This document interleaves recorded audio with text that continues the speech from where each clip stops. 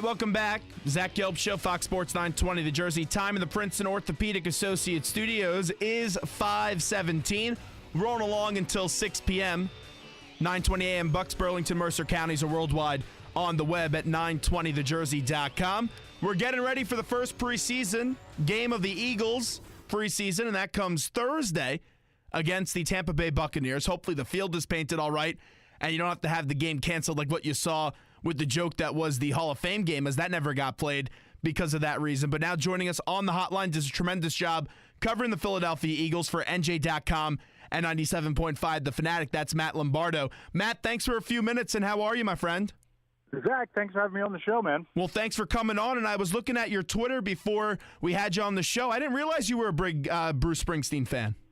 The two shows in Philly, I believe, are somewhere around 24 and 25, so really looking forward to those. That's awesome. I'm going to the show on Wednesday during that week when the boss is in town, and earlier this year, I was actually at the show at the Wells Fargo Center where they played a little Jungle Land. That was nice, and I also made the trip down to Baltimore, so I will be seeing you, I guess, then at Citizens Bank Ballpark for the boss. Yeah, I'll be sure to have an extra beer waiting for you in the pit. I was there for the Philly show and Penn State, caught Jungle Land twice. It's been a fun tour. Looking forward to those two shows as well. Well, that sounds good to me. Really, the biggest difference with this tour has really just been the emergence of Jake Clemens. He really has a good stage presence on this tour.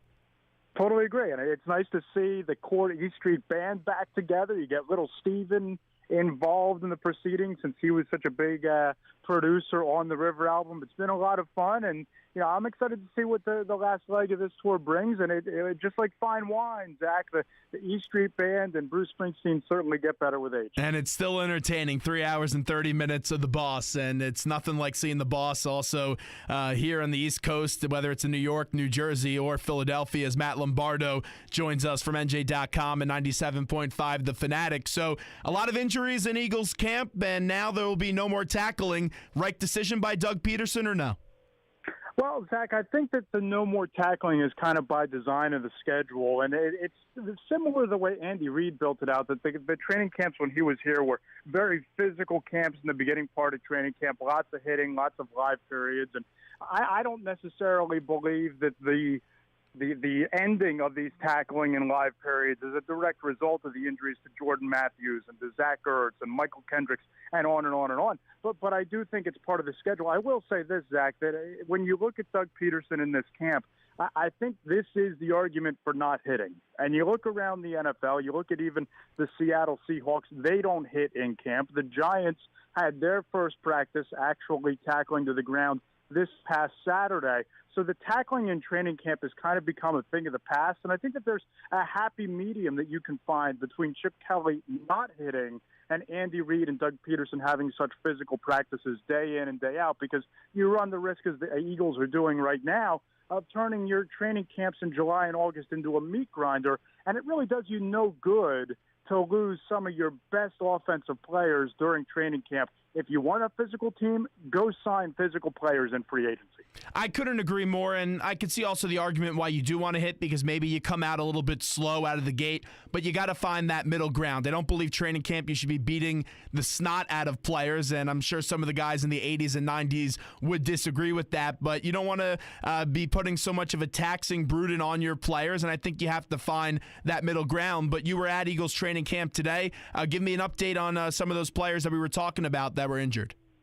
Well, the walking wounded list continues to grow because obviously, Zach, Malcolm Jenkins, Jason Peters, and Jordan Matthews, none of them practiced today. Neither did Wendell Smallwood. He's missed the last 4 days or so with a quad injury. Zach Ertz did practice. Ryan Matthews did practice.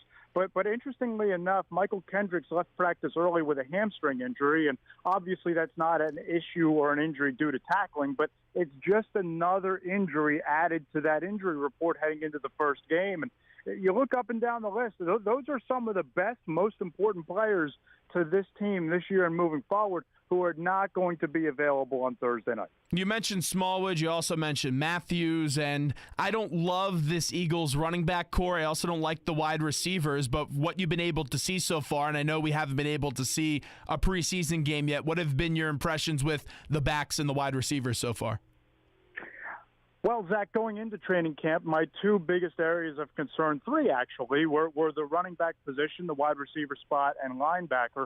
And 3 days before the first preseason game, my three biggest worries are running back, wide receiver, and linebacker. So nothing's really changed based on what we've seen so far, Zach. I mean, you look at this wide receiving core, Jordan Matthews is far and away their best receiver, and I really believe that when healthy, he's a guy that can eclipse that 1,000-yard, 10-touchdown benchmark type of a season. And I think he's a little bit underrated in terms of being a deep threat, not necessarily because of his speed, but if he can get by a cornerback, if he can get into that second level of the defense, I think that he can be a guy that manufactures 40 and 45-yard gains down the field. But beyond him, you're looking at Zach Ertz being your second most reliable pass catcher. He's a tight end. You're looking at Nelson Aguilar, had a very disappointing 23-catch rookie campaign. I haven't seen him take any steps forward through this camp. He's been wildly inconsistent. And Josh Huff is playing like a player who, rightfully so, could be on his way out come final cutdown this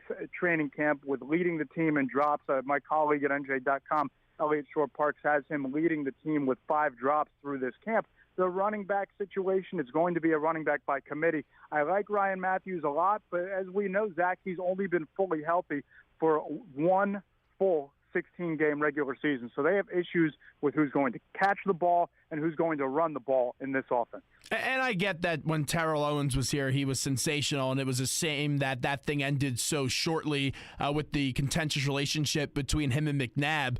But why have the Eagles always struggled really to find that big, aggressive, physical playmaking receiver? Because that's been an area of weakness for quite some time in this town, minus the years that we saw T.O. here. Well, Zach, I think that when Andy Reid was the head coach and the GM here, that regime didn't value the wide receiver position. I think that Chip Kelly, in going after Jordan Matthews, they made the attempt. They went after that big, physical, game-breaking wide receiver, but it turns out his skill set might lend him to be more of a possession receiver than that true number one. And you look at some of the other receivers taken in that draft class, you have Odell Beckham Jr., you have Allen Robinson. Later in that draft, you have Allen Hurns. 3 guys that I would take over Jordan Matthews. So it's not as if they haven't tried. They drafted Nelson Aguilar in round 1. They just haven't succeeded. And you look at teams that are consistently at the top of the league, the Packers, the Patriots, the Steelers. Those are all organizations that perennially draft very well. They hit on more draft picks than they miss. And just by and large, for whatever reason, this organization hasn't quite been able to reach into that upper echelon in terms of hitting on more draft picks than they miss. Matt Lombardo joins us right now from NG.com and 97.5 The Fanatic on the Zach Gelb Show, Fox Sports 920 The Jersey. I know there's only so much that you could evaluate out of Carson Wentz, and we're eventually going to have to see what he could do in the preseason and maybe the final 4 regular season games, depending on when the Eagles eventually decide to elect to play him, and that depends on the success of the team on the field and also the health of one Sam Bradford. But so far, from what you've been able to see in the small sample space of Carson Wentz, what are some things that you like and what are some things that you say, okay, he needs to fix that as a rookie? Well, Zach, I think during the spring, Carson Wentz had a very dynamic OTA and minicamp. I thought he had a firm grasp of the offense, which I still do. I still think that this is a very bright kid, straight-A student through his whole life, so it's not a surprise that he seems to be digesting and picking up and learning this offense rather quickly and rather thoroughly. But I believe, at least from my eye test of watching every practice this spring and every practice so far this summer, I think he's regressed a little bit. You're seeing that wobble on the deep ball start to reappear. You're starting to see him overshoot receivers in terms of sailing deep balls and intermediate routes over their heads, missing receivers low and wide. And it just seems as though picking up that speed of the NFL is the next thing that he's going to need to master, because there's a distinct pickup in the speed of going from game speed in college to practice speed in the NFL to practice speed in the NFL in pads, and finally game speed. And I think that we're starting to see the learning curve for Carson Wentz develop. And with that being said, he still has a cannon. He'll still unfurl a 50, 55-yard bomb down the sideline that just makes you go, wow. He'll still roll out and throw on the run and throw accurately on the run. And you see glimpses of why the Eagles would invest so much draft capital to move up and choose him number 2 overall. But I think it's going to take time, and I think the Eagles are rightfully being patient in terms of not rushing him into action this year. Does he seem, and I know we heard everything with the valedictorian, does he seem like a sharp guy that could read those defenses? Because that was a big concern coming from the level of college football that he played in and now making that transition to the NFL. So how do you evaluate him in that aspect? Yeah, Zach, that's the least of my worries when it comes to Carson Wentz. I believe he's a bright kid. I think he picks up offenses quickly. I think he's very good at going through his progressions, and that's something I want to see on Thursday night. He talked about this. I wrote about it this afternoon on NJ.com. He talked about just wanting to go out and play smart football. And in my opinion, I know that Carson Wentz can throw the ball 50 yards down the field on a rope. I know that when flushed out of the pocket, he can make a perfect spiral throw on the run and make that throw accurately.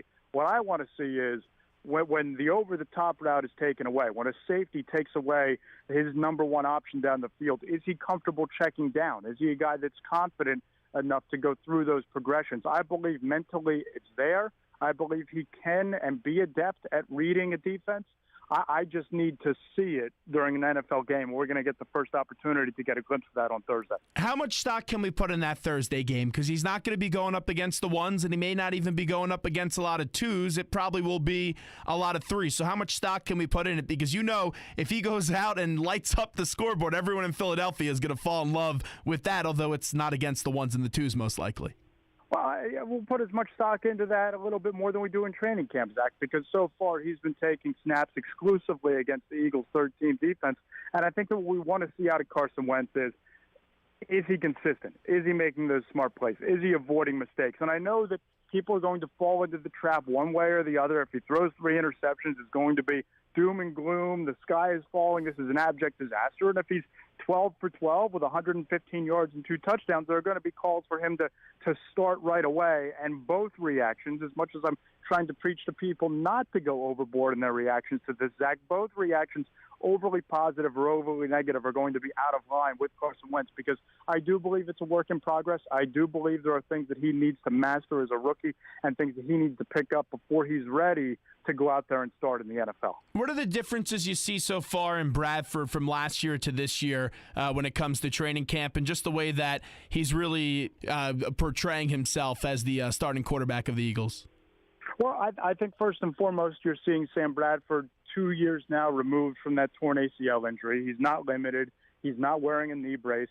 And I think that it took a little bit of time. I think there was some fits and some starts in terms of his early practices and getting up to speed in Doug Peterson's offense. But over the last 3 to 4 days, Sam Bradford has really separated himself as the best quarterback in this camp. Ball placement is as good or better than it was last summer. He has a real command of the scheme, and he's not afraid to check down. And I know that he earned a reputation with some fans in this town as being a little bit of a check down Charlie. But if you look at this offense, it's going to be funneled through the tight end. It's going to be funneled through the shallow crosses with Jordan Matthews going over the middle and Reuben Randall going over the middle. And Sam Bradford isn't a quarterback who's going to shy away from taking what the defense gives him. I think the onus really falls, Zach, on what do the running backs and what do the wide receivers bring to the table. Because in this scheme, if those guys step up, I do believe Bradford can flirt with that 4,000-yard milestone, over 30 touchdowns, and right around 10 interceptions. Wow, you're a lot more positive on Sam Bradford than I am. Wrapping up with Matt Lombardo, who joins us right now. Let's get to the defense. We all love that front four for the Philadelphia Eagles. I like the transition to the 4-3. The depth at linebackers could be a little bit of a concern. I like the safety play, assuming McLeod and Jenkins can stay healthy. The cornerbacks, that's a big hole. What have you been observing so far with the corners? Well, right now, Zach, you have Leotis McKelvin basically etch his name in granite, forget writing in pencil, forget writing it in pen, put it in granite. Leotis McKelvin is one of your starting cornerbacks. And it looks like Ron Brooks is going to be the nickel corner, and it comes down to either Jalen Mills or Nolan Carroll on the outside. Carroll's had a couple of really nice days. Jalen Mills has been one of the more impressive performers on either side of the football all through this training camp. 7th-round pick, really playing above his head right now. When I look on Thursday night, in addition to Carson Wentz, Zach, I think that the player I'm going to be zoned in on the most and watching the closest is Jalen Mills, because there's an opportunity here. We all know what Nolan Carroll can be. We know his strengths. We know his weaknesses.